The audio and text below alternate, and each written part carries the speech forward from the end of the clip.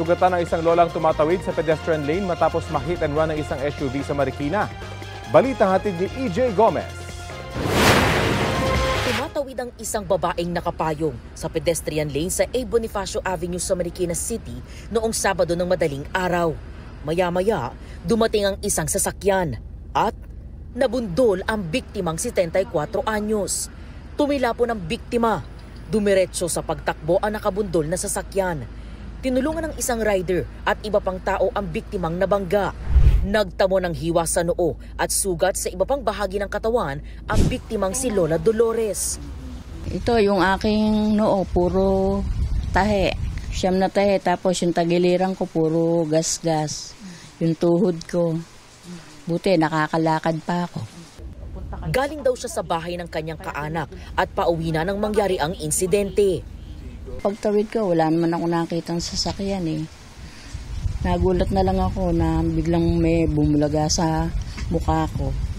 Napaatras pa nga ako eh. Tapos nung natumba na ako, hindi man lang ako tinigilan. Nakita na niyang nakaganon ako, tuloy-tuloy pa rin siya. Hindi na siya naawa sa akin, hindi pinabayaan pa niya ako. Nakatawag pa raw siya sa kanyang kapatid para humingi ng saklolo. Rumisponde rin ang rescuers ng barangay Tanyong. Dinat na namin, nakahiga na siya at dumudugo yung kanyang noo. Inalalay namin siya. Then maya-maya lumapit yung isang humabol na rider. Ibinigay sa amin yung plate number at saka yung ebidensya ng sasakyan na mayroong nabakbak doon sa sasakyan niya.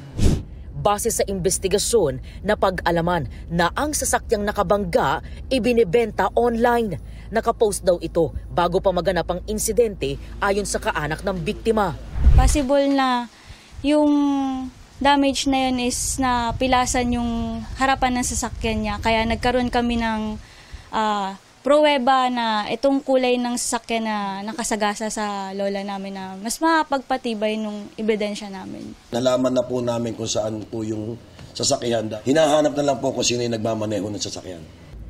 Hiling ng biktima at ng kanyang pamilya, sumuko na ang driver. Sa nakabangga sa lola ko, sumuko na siya. Kasi hindi tama yung ginawa niya na pagtakas. Sana magpakita ka na nang makita mo yung ginawa mo sa akin. Akala ko pag tumawid ka sa tawiran, safe ka. Ang pala hindi. Patuloy ang investigasyon at pagtugis ng Marikina Police sa salarin. EJ Gomez, nagbabalita para sa GMA Integrated News.